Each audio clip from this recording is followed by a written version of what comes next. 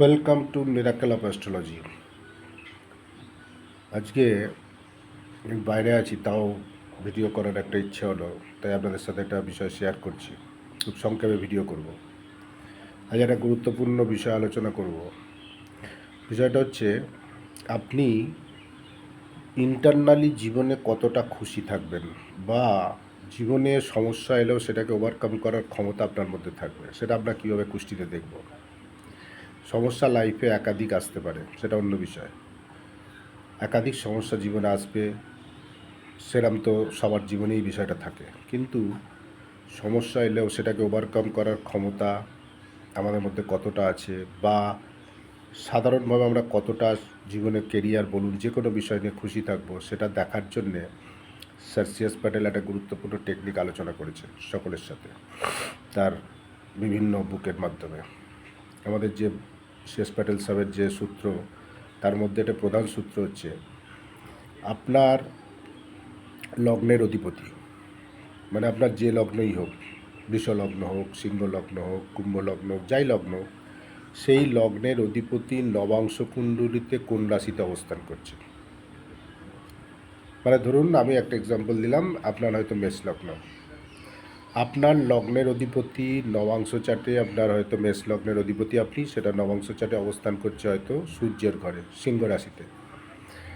তাহলে নবাংশ অধিপতি যে হচ্ছে সূর্য, হচ্ছে আপনার আপনার ভালো করে বুঝুন, আপনার লগ্নের অধিপতি নবাংশ চাটে যে রাশিতে অবস্থান করছে, সেই রাশির অধিপতি মেন বার চাটে কীভাবে অবস্থান করছে, এটা দেখা অত্যন্ত গুরুত্বপূর্ণ একটা বিষয়। এর উপরে নির্ভর করবে আপনার জীবনের অবস্ট্রাকশান বলুন কতটা আসবে, বা আপনি সেটাকে ওভারকাম করতে সমর্থ হবেন কি না, এগুলো সব কিন্তু এখান থেকে দেখা হয়। নবাংশ কুণ্ডলী আমাদের ইন্টারনাল বিষয়টাকে দেখে।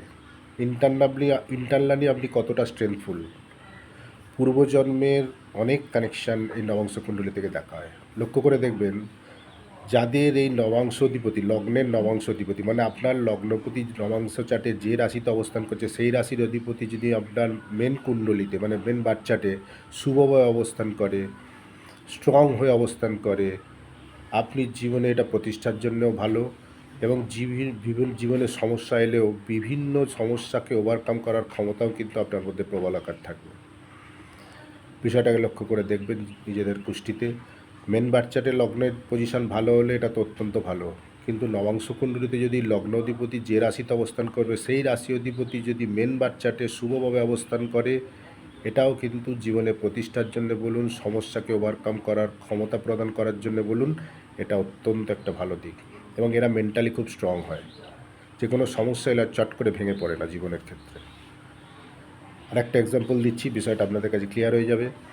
ধরুন আপনার বৃষলগ্ন, তাহলে বৃষলগ্নের অধিপতি শুক্র ধরুন নবাংশ চাটে মিথুনে অবস্থান করছে, তাহলে বুধ হচ্ছে আপনার সেই লগ্নের অধিপতি, নবাংশ অধিপতি।